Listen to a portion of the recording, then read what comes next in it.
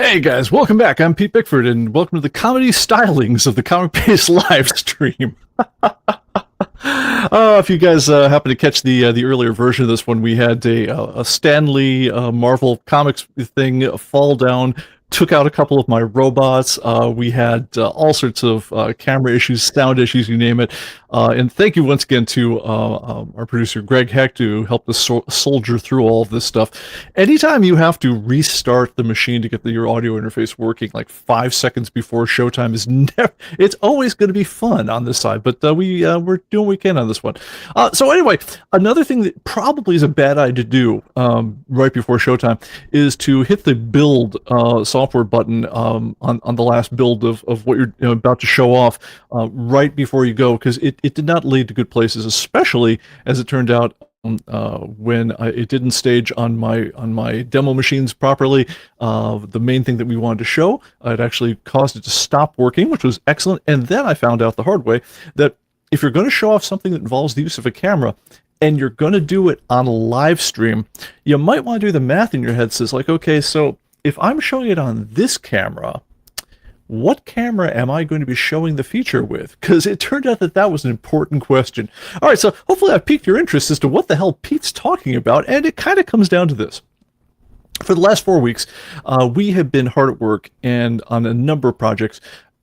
It's all part of the, we're going to call it the big summer release, but it's ComicBase 26.3. It's the big quarterly release of ComicBase. We do these, the last time we did a one, it was right in May, and that's when we introduced our new tagging system, so you can do things like saying, I only want to find alien body horror, and it will show you all the comic books that do all that, and lots of things went on with that.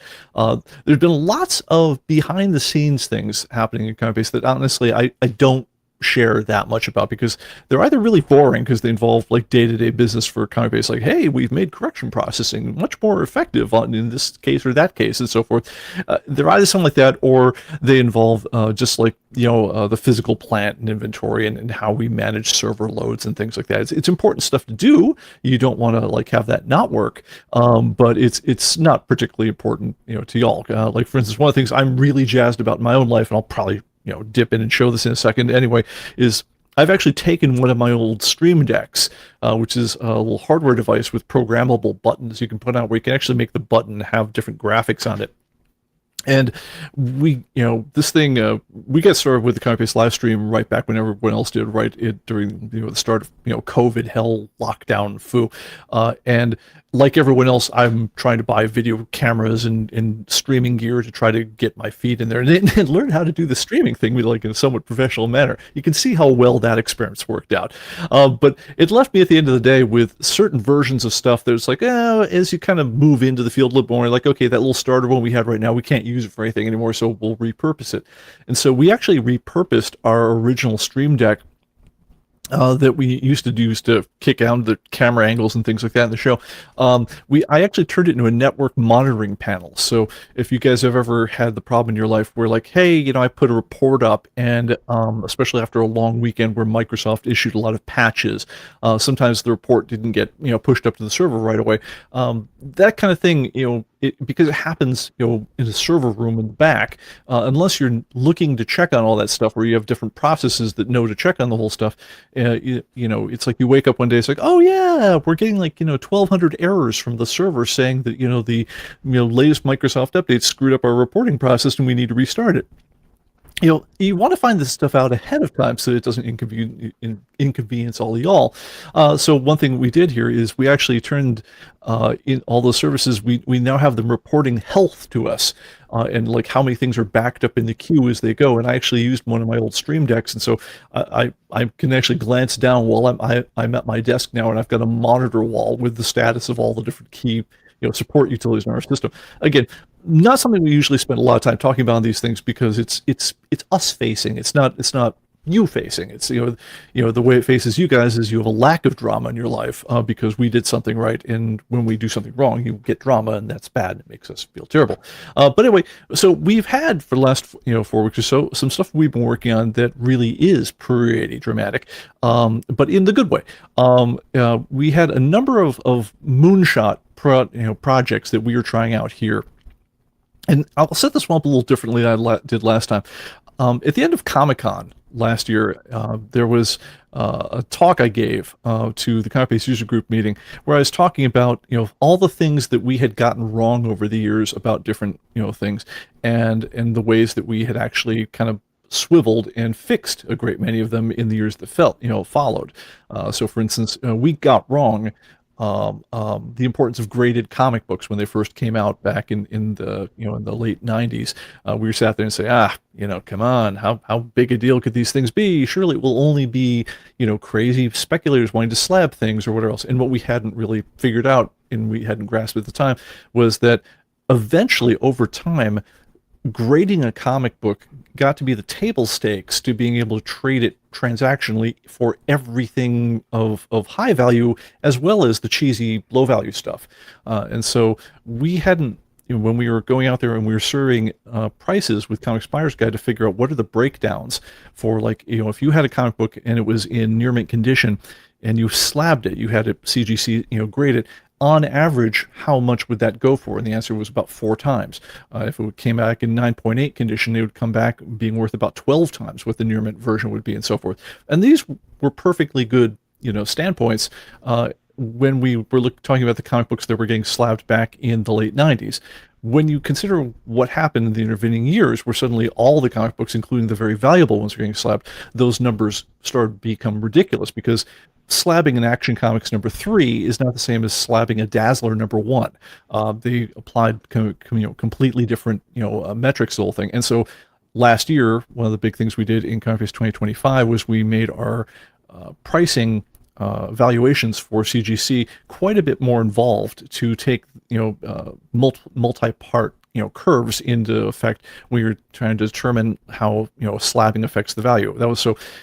I'd given this talk about, like I say, of all the things that we'd gotten wrong and then what we'd done to make them right, and it ended with basically a point about mobile, where I said, yeah, look, we've walked into mobile originally, a bit reluctantly, because we sat there and said, well, this is kind of a pain in the butt. Not everyone's got a mobile phone. If you do have a mobile phone, well, it comes with 5 different. You could have a tablet, you could have Android, you could have iOS, you could have whatever else, and it was kind of a headache. And clearly, the proper architecture for dealing with that sort of thing was to use what they now call progressive web apps, which is to embrace internet standards and let put it up as a web application and allow it to fit the appropriate format. That way you can scale it beautifully between all the different formats. It's built on standards. It's wonderful, and so forth. And if you're from the enterprise world, this was perfectly good advice. On the consumer standpoint, it was suicidal. It was just the worst thing that we'd ever done ever. And so, yes, and we're just got, it says, believe it or not, you've only missed some comedy, not much actual show. Yeah, excellent. So the part I concluded with on the end of it is that after all these years, we'd actually taken the web development of ComicBase in-house. When we'd finally had, gotten into doing like real web apps for doing ComicBase. And the thing that actually got us into it was the idea that, well, we had one thing that was really hard to do on a phone using web standards. That was, we wanted to be able to take we want to basically pop it up there, scan a barcode off the comic book, and recognize your comic book with it. And we tried different approaches from this. If you use the standard web version of it, it was deeply unsatisfying, especially at the time. We were doing absolute technical miracles to get it to work at all. It was actually called Gibson, was the project for the whole thing, because it felt very cyberspacey at the time. But basically, if you held your hand very, very steadily, and you took exactly the right picture, then about 1 out of every 2 times you could get a usable barcode scan out of it in about 10 seconds. That was not great. And so over the years, we tried different things, and we eventually got a barcode, scanner that was halfway good, and then it broke on iPhones because the iPhone Pro line came out there with a different scanner type, that different macro lens, that if you got it close enough to scan the barcode, suddenly it was using a different camera than you were expecting beforehand. If you pulled it back far enough to use the camera that you expected it to be using, you were so far away you couldn't get a decent image of the barcode, and it broke the #1 scanning library that everyone on the planet was using, called a thing called ZXing. And in the end, we wound up spending just stupid amounts of time and money to get specialists in barcode scanning and image recognition to port us a version of a native barcode library that would work with ComicBase, 3.0 at the time, the mobile version, which we had just released, which would actually, actually did a halfway good job of actually, finding comic books by their barcode. And, it was actually just, it took thousands of dollars and loads of months of time to make that happen. And honestly, I was kind of exhausted by the effort. So I got off stage, but I mentioned a little cattily, I said, well, because we've got the ability to do this now, and because we've, decided that covers, which is the other thing we got wrong, were so important to people to be able to deal with comic books in this day and age, we had made a fairly dramatic decision at that point to include small but huge numbers of covers, hundreds of thousands of them, with even the free versions of ComicBase. And going up to 400,000 covers that would come with the pro versions, and then up to the over 1 million that we have in the archive edition, which then we have enough space with discs and things like that to show you the full-size covers. But having at least basic cover reference for all the major comics was really just table stakes for dealing with comic books in that day and age. And we said, well, it occurs to us, now that we have done this, that being able to add your comics using the phone is not completely stupid. I mean, and if you've got a smallish collection, that might be the way you want to go. And by the way, you can actually do that now with or without a database on the back end. So you could actually just download the ComicBase mobile application. And if you've only got, if you get your, if only got 100, 200 comic books, that might be the way you want to, track your collection. Now, we had not buffed up the program in any serious way to make it so that was a really attractive way to go. It was not the way that we saw the world first, but I kind of mentioned it at the end. And then I had, lunch with a friend of mine that, we get together every year and we chat over.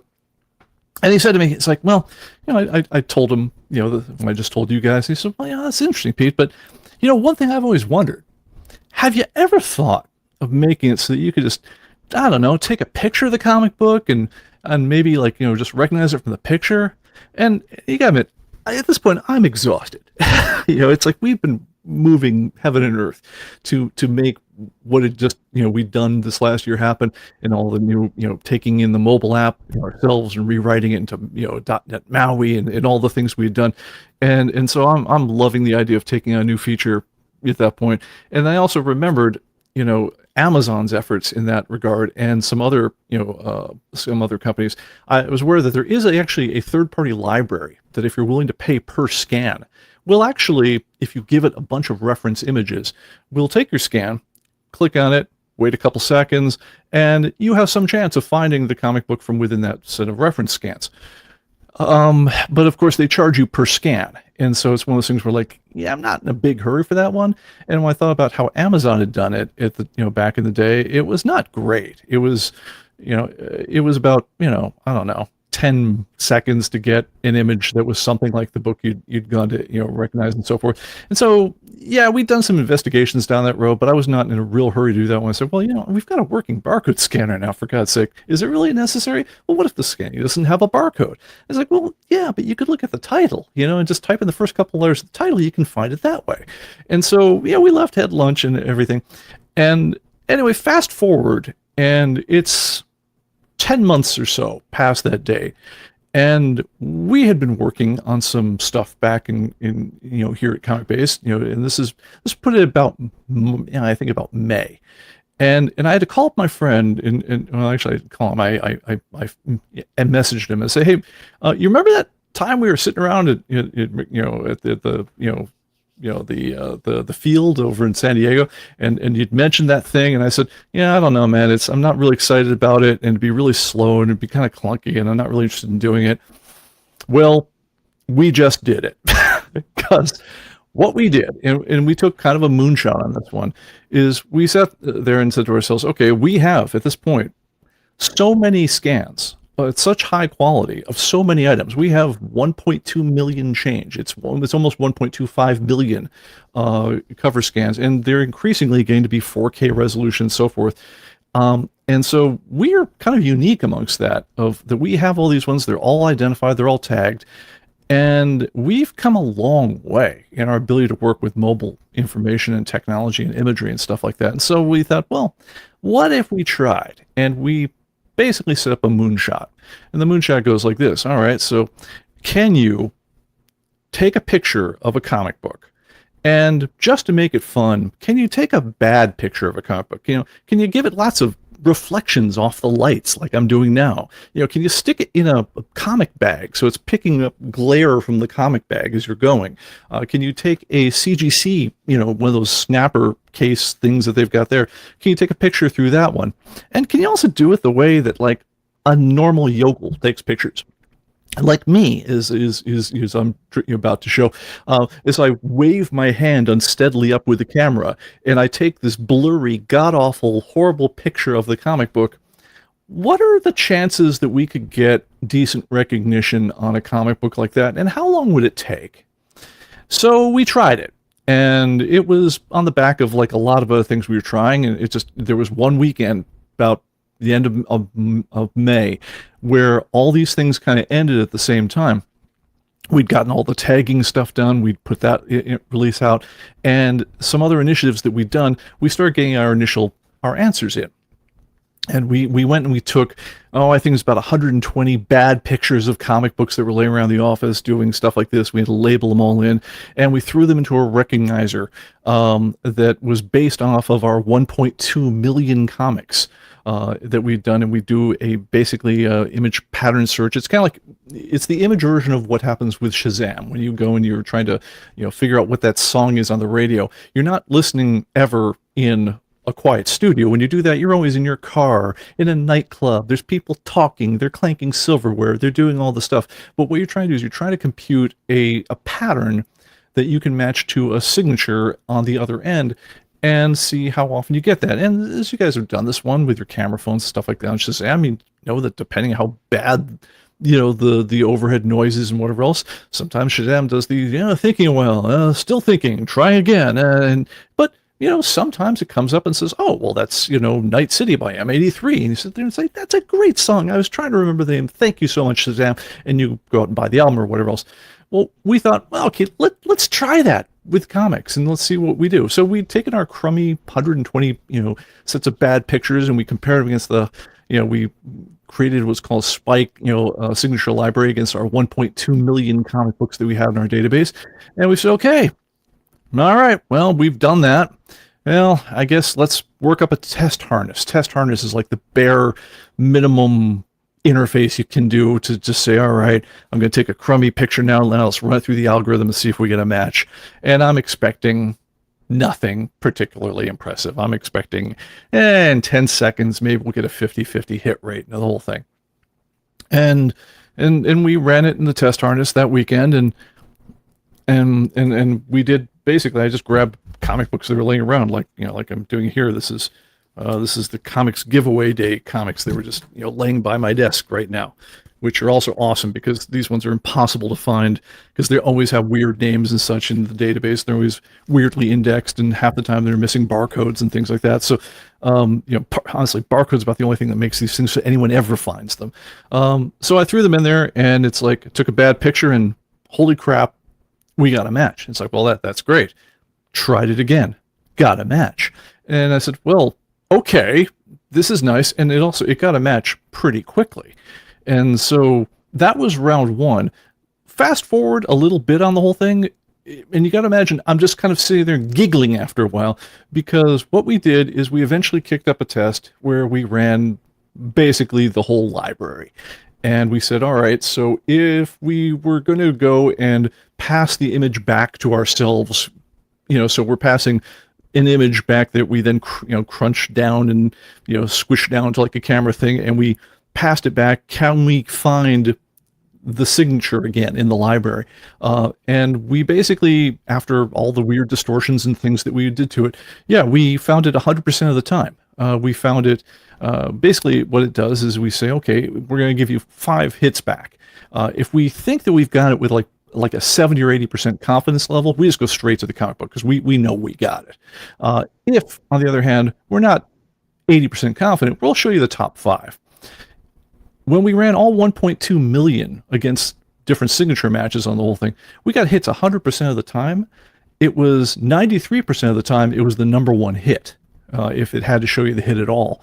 And the thing that I really didn't get, and this got better, is we were getting these things recognized in like 2.5 seconds. And then we did a little bit of optimization on that, and we got them so they were getting recognized in 0.85 seconds. And now there's a little bit of transit time involved when you do this for real. And the way it works is, well, why don't I just see if I can show it? And here we are now tempting the demo gods once and for all, and let's see how it goes. So with no further ado, let's take a crummy picture of something and see if we can find it. And let me split up the demo computer, which is over here, which, yes, it's my first trick. I'm going to switch to the demo computer. All right, next trick. I've got the proper libraries installed this time, and I'm going to find by image, and I'm going to now open up my camera. And this is the weird infinity effect. This, by the way, is my studio. This would be me. Hi. But this is my cell phone, and I'm just going to take a picture of just a comic. So let me do this with one hand. Yes, and I'm stretching. All right, now I think we can all agree at this point that's a pretty bad picture, right? I will make this slightly less bad, but I mean, look at it, skewed, there's junk in the way. Let's go ahead and, oh, there's a big cord. Yeah. All right, so I think we can all agree that's a crap picture, right? Let's see if we can find it. There we are. Aliens, Predator, and Planet of the Apes. All right, now granted, it didn't get it 80, it didn't get it from such a high confidence level, it went straight there. It merely was the #1 match. All right, but I could have staged that. Let's do it again. Let's grab something else. Wow, it's going to make me say, okay to see this every single time. All right, here's another one. Let me move my hand around so I can see this. Try to get as much of the comic book in the picture as I can. All right, yeah, okay, I think we agree. Crummy picture. Let's use that one. Lock and Key, IDW Classic Collection. The CGD 20261, right there. Yeah, that's how it works, guys. That is image find. And the way you find this one, and I'm going to go ahead and actually use my mouse now, is this is now a feature built into ComicBase. You find it right to the right of the bar right over here. Let me put myself in the video if I can. Let me switch back to key #1. There we are. And right over here is where we put that feature right there. You can still do all the other finds like you did before. You can look things up by title, barcode, writer, artist, whatever else you have. But if you go over here, it'll basically just say, hey, do you want to, find a picture? You want to take a picture? You could choose a file if you've got one laying around on disk. If you've got multiple cameras, which I did, but I'm showing you on the demo machine right now because the problem is if I choose the Blackmagic camera, that's the one I'm live streaming on, and it causes very strange things to happen. Don't do that one. One thing that is kind of cool there is it knows that on the my Motorola Razr that it has it's basically a straight up and down. So I've set right now to have the cover crop that way. You also can have it say, grab the things to the left of you, grab things to the right of you. When I'm showing this one off just to friends who walk in by my computer, I always have it do this one because, that way I'm in the middle of the frame and I could just wave the camera up, to the one side of myself. And my left hand appears on the other side of the whole thing. So I'm doing the weather girl thing where every movement is its own opposite in terms of looking at yourself in the mirror.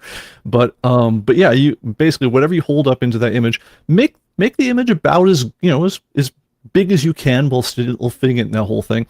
And then it will basically, it encodes it, forms a signature on it, sends it back to us. In about a second, it's going to find you a match from amongst 1.2 million items that we have pictures of, whether they're comics, books, magazines, newspapers, you name it. You also can say, by the way, if you have different types of cameras, you can say, am I taking a square picture, a landscape picture, a wide picture, and so forth. And it does remember, based on which camera you were using, what you did last time. So it knew I was taking it with a phone this last time. So that's why it suggested, crop this to the center and have it be a portrait type of picture like this. But yeah, that works like that. You also can get to this. Let's say I'm going and I'm adding by inventory. Well, while I'm doing that, I can beep in by barcode. I can look them up by title. I also can go find them by image as I go, and that works also if I'm looking to find things as I'm selling them in the point of sale system. If you have the archive edition, so kind of neat.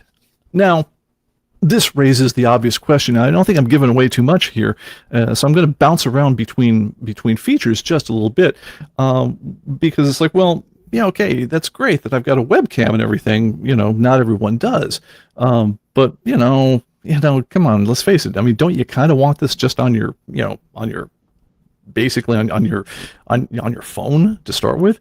And the answer is, of course you do. So let me go ahead and turn the key off here, so I'm not taking up my own frame here. And let me see if I can make this happen.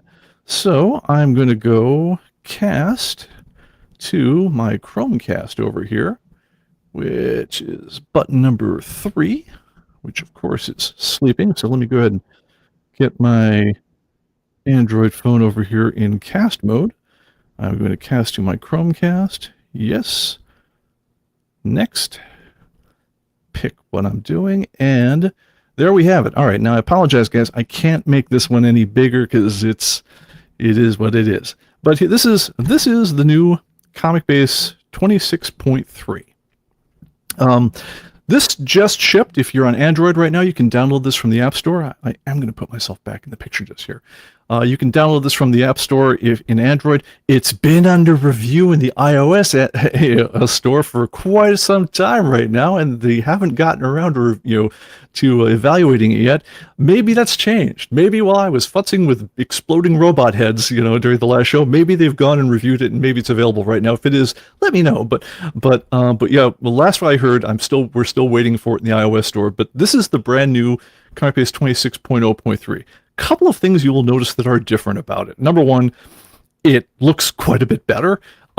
These buttons right at the top here give you instant access to your lists of all the different books, magazines, and so forth. So if you just want to say, hey, show me my collection, just go ahead and click on those. And this is indeed my collection. And if I go and click on any one of these ones here, yep, those are the comics I own. Now, I can always look up stuff by my, the name and barcode and all that other stuff. But there's a few other things on here. We added live reporting on here. So I can go and pull up my wanted list, just going on through here. And I can say, hey, exclude things that I managed to pick up already. So here are the things I'm looking for. And by the way, if you guys happen to have any of these, drop me a note because I'm interested. But that's your wanted list. Very convenient, right on your phone. Most valuable? Okay, I'm just going to show you the ones that are most valuable in the whole market. If I click on the ones in my collection, they'll only show you mine. Yes, and I know some of you people, the market's most valuable list and your most valuable list are kind of the same comics. Don't gloat. That's not what my collection looks like, but I'm not going to show you my collection for that one. But yes, you can look on this one, and as you scroll, it just keeps on going. I think it caps at like 500, but yes, you can see what do you got that's like the coolest on there. And that's done live from your data. Top gainers and losers. Every week this gets updated. It'll tell you, either, but for your collection or the market as a whole, what went up, what went down, by how much, and so forth. You can pick, top gainers, top losers. You can work by percentage, by dollars, and so forth. And those reports are always available to you live in the app. You don't need to generate them. They're just there. But speaking of reports that you did generate, if you saved up reports using ComicBase or any of the others, they now appear much better than they used to. We've managed to do some pretty cool things involving optimizing them for the mobile form factors and some of the strange ways that HTML has actually changed over the years since we got going to work with different form factors so that they can more easily work with, well, basically, reports, they're nothing but large tables full of images. And so if you had a report beforehand that used to choke, good chance if you got ComicBase 26.3 and you save that report up again, or honestly, even if you don't, that report now works just fine. But yeah, so these are actual real reports on the whole thing. And when you save to the cloud using ComicBase, and you say file save to cloud and use Sidekick and you post that, then it automatically gets synced up to your database. It automatically syncs your mobile along with your desktop life, and will refresh any reports you've got going on the whole thing. And so anyway, this is all part of ComicBase 26.3, but you'll also notice right down at the bottom on here, which is so hard to show you, but yes, we have a thing that says photo, It says snap a picture. And let me go ahead, and now this gets really meta, but here we have again. This is now from the ComicBase app, and let's pick another comic book here. And again, let me show you my lack of skills in photography on the whole thing. Let me try to get my thumb as far out of the picture as I can manage. And if it finds this thing, I feel like this should get a round of applause. and maybe it can, maybe it can't. Oh, I'm making it work for this one.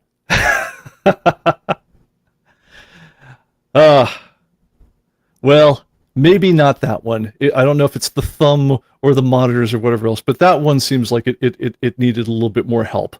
I'm going to try one more, and let's see if we get if we have a little bit better luck on the next one.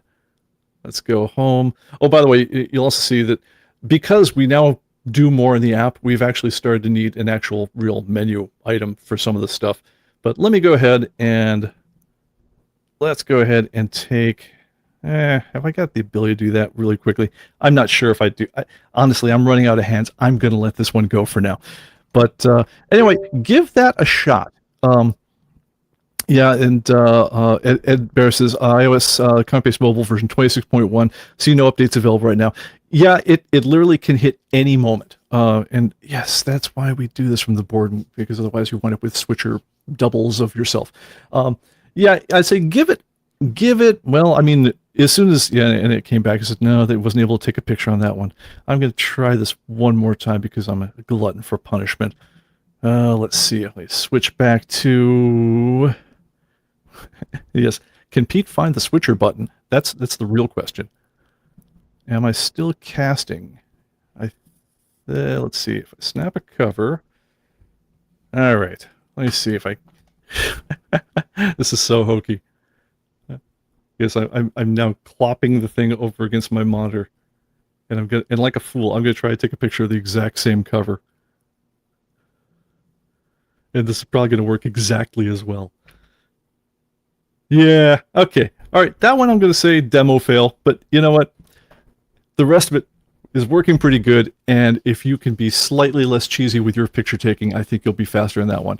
But yes, even on the mobile app, average, you're going to know whether it finds or not in about a second. I'm going to, when the iOS version gets out here, we'll do a proper demo photo of the whole thing, and hopefully I won't have it just done on a studio full of computer foo and mess and everything. I can actually walk around and take a regular picture, but give it a shot. I think you guys are going to dig that one. It does a lot of neat stuff, and I think it's going to be a kind of a game changer. Among other things, it gets us out of the game of the, hey, I can't find this thing in the database. It doesn't have a barcode. I don't know how to read indicia, or if I read the indicia is weird and misleading because it's a comics giveaway day or it's a whatever thing. It's confusing. If you're ever confused about this stuff, honestly, seriously, take the comic book, get as much of your hand out of the way as possible, wave it in front of your camera and say, yeah, find this thing for me. And it works ridiculously well. So, yeah, give that one a go. I think you're going to dig it. Now, the funny thing is, that's not the only stuff we did this year. So there's a brand new version of the mobile app. And again, I think you guys are going to like, we made a lot of good changes to it. It's really coming along, and I think you can see that because we're now controlling that directly, we're steering our own ship quite a bit better. And I think you're going to like what you see with that going forward. But brand new version of the mobile app. Image find is built into ComicBase throughout the whole thing. There's the usual, we've added crazy amounts of covers, titles, dates, things like that. But then there's also been a number of other very good technical improvements. So for instance, reporting. So we've now updated to Crystal Report Service Pack 40. Yes, can you believe that they've had 40 service packs of the same version of the software? We in the meantime, this is the third major service, or fourth major rev of ComicBase, and we actually had features.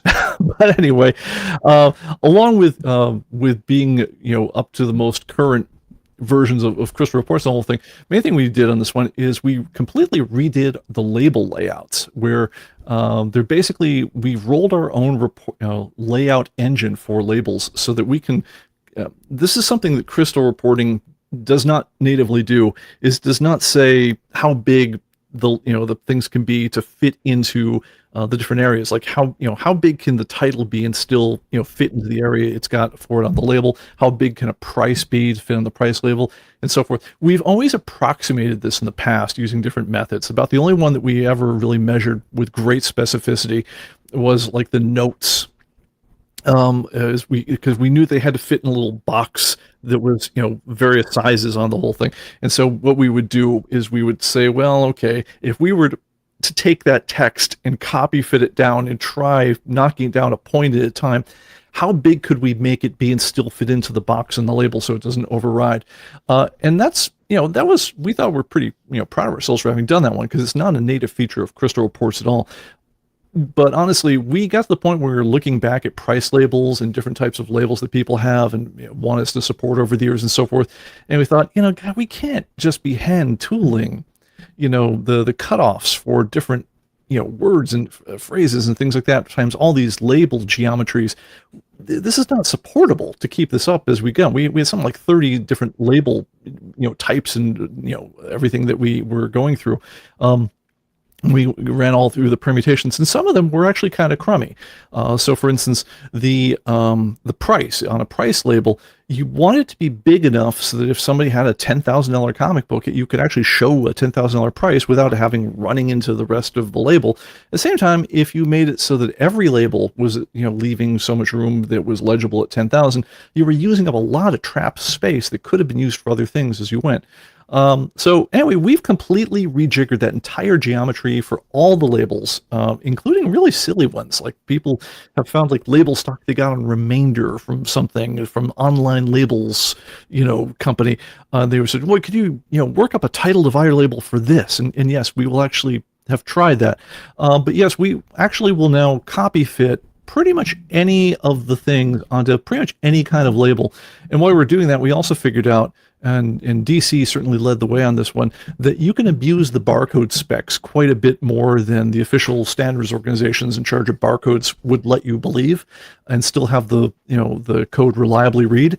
And so we actually took down the amount of space on labels that's devoted to the barcode. It's still very readable, very reliable on at least our scanner. If you have a different scanner, I guess your mileage may vary, but it's basically about the same size as DC is using on their comic books for the barcode scans, which makes them quite a bit smaller than they were before, which leaves more room for other things. With that extra room, we made sure that every label gets a human readable component below the barcode, just in case the barcode is unscannable or is damaged somehow. You can actually type in the barcode and find it uniquely. Beforehand, on some label stocks that was fitting, on some label stocks it wasn't, on some label types like price codes might have it, whereas ID labels wouldn't. That's now all unified. If you see a barcode, it will always have a human readable thing on it every single time. The price will always be exactly as big as it needs to be to comfortably fit into its area without intruding on anything. And so if you have books, that you're printing on like Avery address labels and so forth, you're able to actually show the price quite a bit larger, so you can put on the back wall, unless it is a very, very expensive comic book, in which case we actually do have to knock the point size down a little bit. But we're using the space as good as can be done. And we tested this against all the label stocks. So everything from the sheet-fed ones to the Avery labels, shipping labels, address labels, online labels, so forth. But if it's ever been supported as label stock in ComicBase, they've all been tested again against all the new features, and that all works really, really nicely. So let's see. ComicBase TV, Thomas B says, how do you get the computer to read the picture from your phone camera? So if I'm using Windows, so there's Link to Windows is a feature in ComicBase. There's a couple ways I'm doing it right now. So right now, I'm running an Android phone app, and what I did here is I just said cast. So I'm basically just casting the everything that's happening on the Android phone is going onto the Chromecast is going onto the switcher, and that's how you're seeing it right now. But if you are just using the ComicBase desktop, so let me switch over to my demo computer, which is just a bog standard Windows PC. Let me switch over to that. Nope, that one. So if I go to that one and I choose Image Find, what it does is if there's more than one source, so if I were to do this on with my computer switched up to like right now there's a fixed camera pointing at me that does the live stream. I also have my phone. My phone is linked to it, so my computer will actually see both devices, and it'll actually ask me, "Hey, what device do you want to use from?" And it'll offer you that. At which point, then you'll see the live view as you go there. When you're all ready, you say take picture, and you're good to go. Or you also get to say, choose file and just pick a picture file, and it'll recognize it from that. So if you just want to take a picture on your phone, and if your phone's synced to your computer and you just want to recognize it off there, you can just choose the file and recognize it, from that way as well. But it does that right through the native image recognition on Windows to get the picture. It encodes it, sends it to us. We do our magic with our vast picture library, and then we give you an answer back if we know. And like I say, it's about 0.85 seconds to do a recognition on the whole thing. It's about a second up or down to transmit the data and to give you the answer. And then if anything works at all, you're usually looking at the answer in just a couple seconds. Some basic tips on the whole thing. It's like anything else. I mean, yes, we do test it on ridiculous things, and some images are better or worse than others. I mean, this one seems to be my nightmare right today, because I've tried to shoot pictures of it twice and I've failed on demo it both times. Whereas, like, if I take a picture of this guy right here, I don't know, maybe it's just because I like aliens so much. It works beautifully, but honestly, I'm just grabbing comic books at random here. I'm trying to shoot as little of my own finger as possible in the whole thing while making the picture as big in the frame. But yeah, I mean, am I holding it straight? No. Is there glare from the lights? Yes. All the things, and it's going to do some mojo, and it works ridiculously well.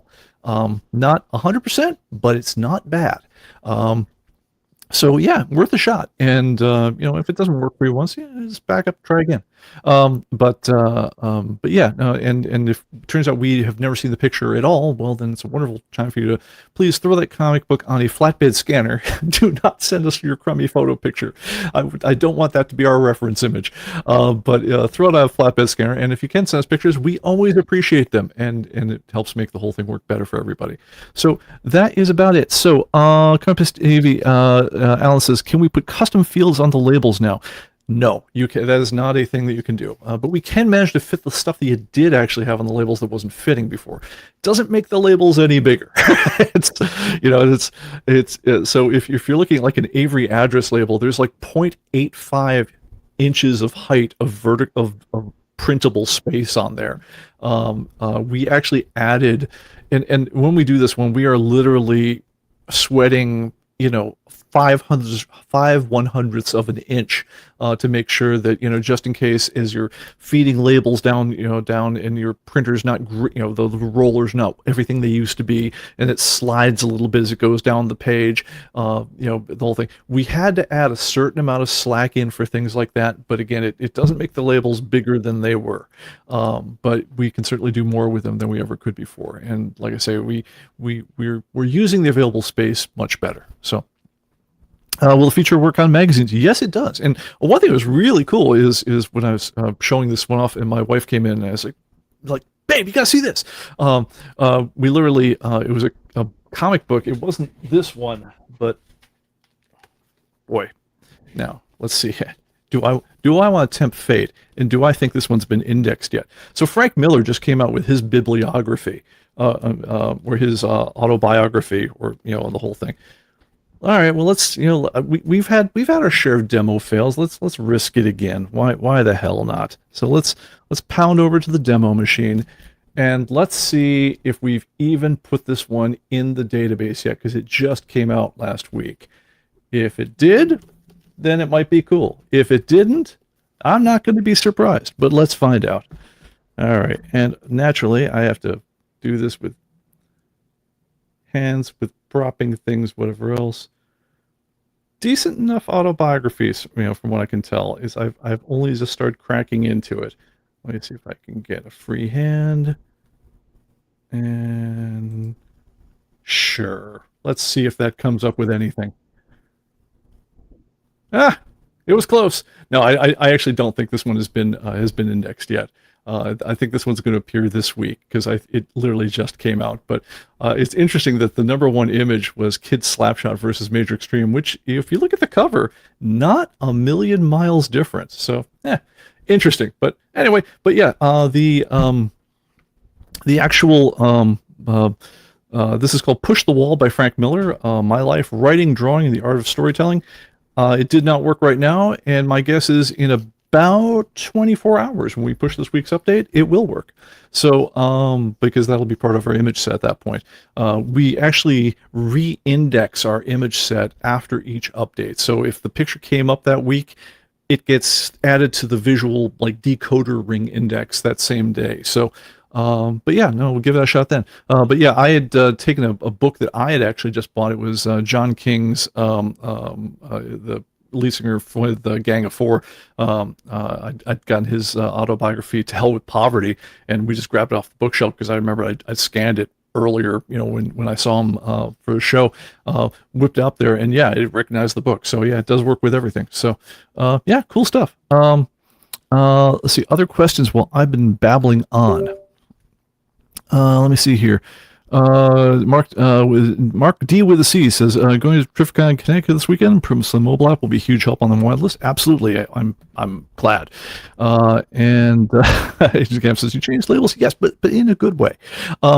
Let's see here. The app on my iPhone updates. Still getting this changed out. So does anyone have the iPhone, and can you confirm that it's 26.3? Not sure. One thing also that we've done in the last couple of weeks is if you look around the site, you'll see that I'm giving you like the highlight reel of everything that's been changing. So the mobile apps have also now, remember our last live stream, we were talking at great length about passwords and how they suck, and how the cool thing that will free us from the tyranny of all this crap going forward, and honestly also save us from things like phishing, is a thing called passkeys, and we went into how that all works on the last live stream. Worth looking at if you haven't gone through it, because it's a fascinating technology, and honestly I think it's about the only thing that's going to keep us sane in a world where, I don't know about you guys, but I have something like 700 passwords in my password manager right now, and they all have to have a million characters and fuzzy symbols and weird stuff like that into them. It is crazy making. No one should be living like this. Whereas the technology of passkeys, which is combining both cryptography, some really, really heavy cryptography with biometrics, so that when you want to recall what your password for a given site, it's as simple as touch the the fingerprint recognizer on your phone, touch the fingerprint sensor in your scanner, or for that matter, if you're on a regular computer, and you've probably seen this with Windows, where they said like, oh yeah, if you want to log in, just make yourself a 4-digit pin. That'll work just fine. And we're all thinking, 4-digit pin? That's ridiculous. That's not secure at all. Anyone could guess that. Right. Anyone could, but as long as nobody else in your house can guess it, it's perfectly great, because the way that all these things work is it's completely not in the mix at all. It can't be hacked. It's not even accessed by people on the outside world, because what it's really doing is it's acting as you're really just putting a little tiny lock on the real secret, because the real secret is housed in a special encrypted chip on your own computer. That's where the really heavy stuff is kept. You've just got the little kid lock on the door to keep the kids out of it. This isn't meant to keep the real big bad guys out. The TPM module on your computer is actually doing the heavy lifting, and that's why passkeys are actually much more secure. Well, we've actually added passkeys to the ComicBase app as well as both sites, both ComicBase and Atomic Avenue.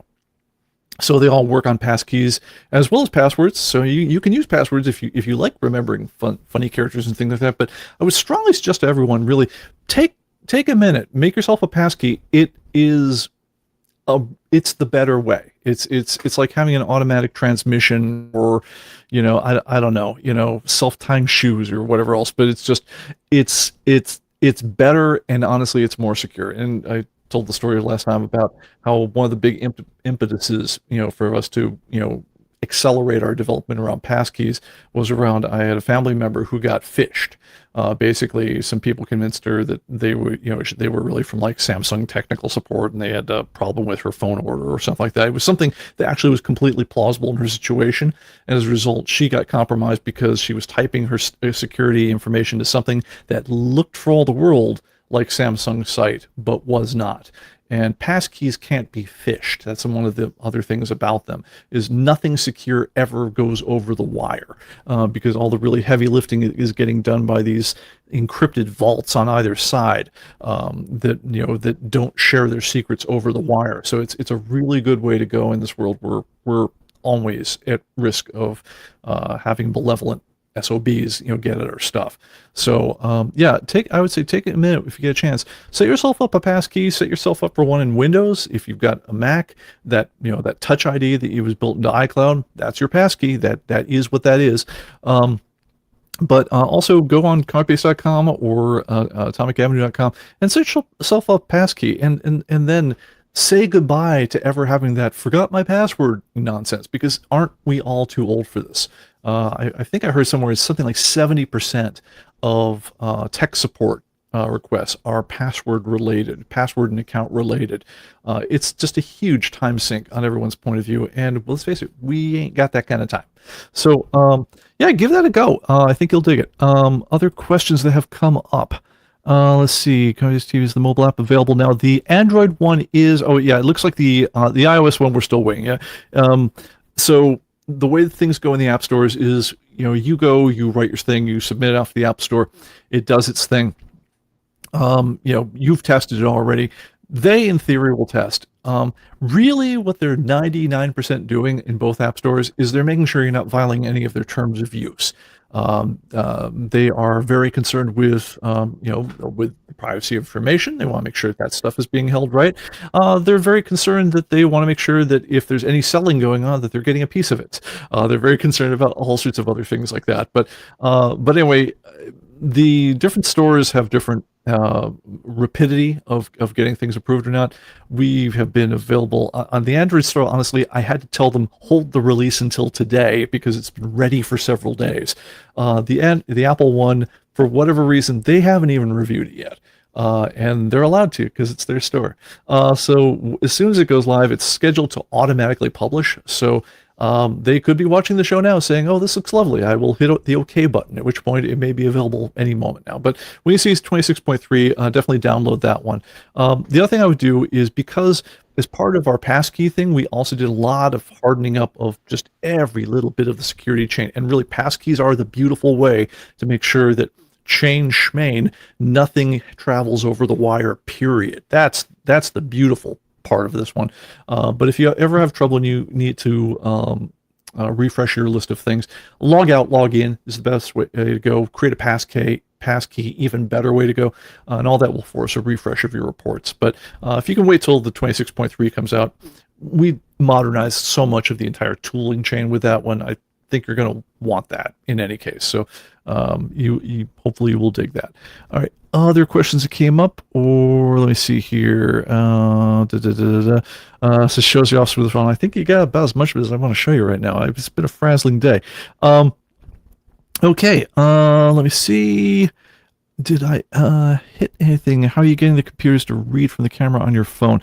Oh yeah. So the same question. So the camera. So I've got a USB cable attached to the phone right now on the demo machine. If I guess I could show this.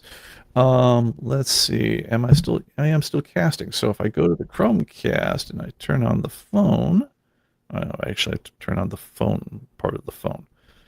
Okay. So, all right, let me see here. I'm going to cast. Yeah, this isn't confusing at all because there's like 7 layers of indirection. All right, so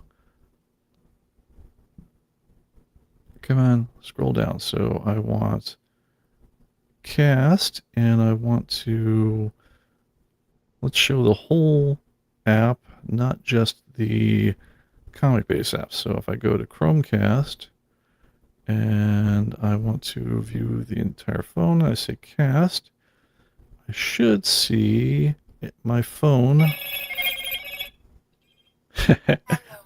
That's hilarious. Yeah. So no, I think that's perfect timing for someone's trying to call. So yeah, sorry about that, guys. This is confusing me at this point. I will try this one more time. Oh no, I'm sorry, it is working. Okay, yeah, all right. So here we go. So if I go to Chromecast, so here's my phone. So I'm just wandering around in it, and if I turn on, all right. So this is just here's my podcast setup, right? You know, anyway, so this is my phone, and there's the other monitor I'm looking at when I look at my demo machine. There's the demo machine, that little guy right there. These are the Stream Decks, and this is my network monitor. And this is what I see when I'm doing the show. But anyway, so this is all happening by virtue of a USB cable going into the demo machine you see right here. This guy right there. So he just, right now, this is just the camera. I'm casting to the Chromecast and doing that. You also can use the USB signal to, and let me turn off casting here, because I'm really getting confused. So you either can cast what your phone is seeing, all the screens, all the images, to the Chromecast, and then that's being projected, or you can, if you hook it in via USB, your computer device will see anything that looks like a camera or that has a camera. It will see that, oh yeah, you have a camera here. Do you want to use that one? And then you say, yeah, sure, I would like to do that. You turn on the casting, and it does that. Most of the time, when I'm actually just doing the ComicBase, thing in general, like if I wasn't doing a web stream right now, there's a camera right there. It's like, about 3 feet in front of my face, pointing at me the whole time. I would just normally I would literally be holding the comic book up like this and saying, yeah, that's the one, and taking it like that. Not super ergonomic. I'll be the first to admit that. The somewhat ergonomic way to be doing this one is, number one, don't be doing a podcast. But if you're just on the mobile phone and you're just looking at a comic book and you just go like this and move it around till you see what you want, you hit, yeah, that's the one. That's not bad at all. The part where you have to go and reach on a completely different device to hit the OK button, that's a little weird, but it is what it is. Okay, so other questions about that? Okay, I think we've answered those about the availability of the whole thing. This is Greg asks, how easily does notice small differences? Can tell if between, say, an original copy and a facsimile edition of the same thing? Depends. If it's going to get fooled, that's the kind of thing that would easily fool it. It's just like, if you guys ever listen to, say, Ziggy Stardust, the original version by David Bowie, and Ziggy Stardust, the version that is covered by Bauhaus, depending on what part of the song they're playing, I can't tell them apart. Because they did such a faithful rendition of it. It's only honestly the main vocal that kind of gives it away for me, is because I can tell David Bowie's voice, from Peter Murphy's. But when they're just doing the main instrumental bits and so forth, it's like they're identical. If you Shazam one or the other, it's going to confuse those as well. The signature's very similar. So yeah, it's if you're taking a picture of something and it says it's Detective Comics number 27, and they say it's $6.95 cover price, but we only want $10,000 for it, something in your brain ought to be triggering to say, I'm not sure if that's the right match. Now, that being said, if that sort of thing happens, you're also going to see the right one as one of the matches. So that should let you know that you've got a decision to make. So when they are close but not quite the same, you're going to see both, and that's what that list is for at the top, to say, well, this is the one that correlates the best, but there's this one right here behind it. And it's going to give you top 5 matches on that one.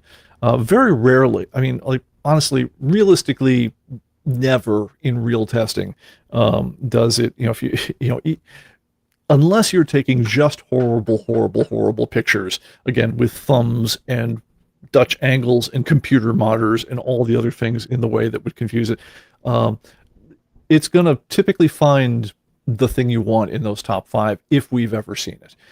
If we've never seen it, then it's not there yet. So like, it wasn't going to find the Frank Miller book because, again, that one didn't come in until this week, and so it hasn't been made part of our picture library yet. But different story tomorrow night. Okay, anyway, I think that is it for me for now because I'm talked out and it's been a challenging live stream. Thank you all for coming here. We will do more of these in the future, and I can see our producers just laughing at us right now. But anyway, thank you for hanging on this one, and we'll try to bundle this one up into something a little bit slicker when we actually release this one. So 26.3, the way you get this one right now, if you're on the interim updates list right now, so if you have gone set up preferences and checked interim updates and you say, download, you got it right now. 26.3 point, oh, good lord, it's like build 5144. Let me get you the exact number on that one. 26.3.5146 is the magic number you're looking for on that one. Anything less than that, just download again. You'll have the current one. If you're not completely frantic, I'm going to say wait till probably Monday because we've been all gunning very, very hard here, and there's kind of a marketing package we have to put together to make the proper amount of news about this one when we go to the web on the whole thing. And honestly, I have to give both myself and Mark a break a little bit so that we don't absolutely crash out trying to get all the marketing collateral material all together for that one. But anyway, hopefully we'll put this one into the official bin by then. But honestly, no need to wait. As soon as you see it, go ahead and grab it. That is what we're working from. And I also like that it kind of ungums up the channel because, like I say, there's been a lot of stuff when you see it. Like you might have noticed, like if you just go to the ComicBase.com websites, just in the last 24 hours, both the ComicBase and Atomic Avenue websites now support dark theming. So if your browser's set to dark, you'll notice they suddenly got all goth looking. That it wasn't us. Well, it was us, but that's basically taking on your browser's preferred web setting. But we now respect that throughout. We have reset all the a lot of pages on both ComicBase and Atomic Avenue. You'll notice that if you are viewing them on your mobile device or your tablet, much more friendly to it, much less hokey looking.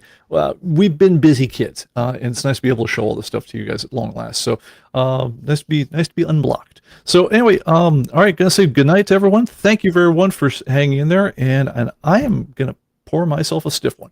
All right, guys, you take care. I'll see you on the next one. Bye bye.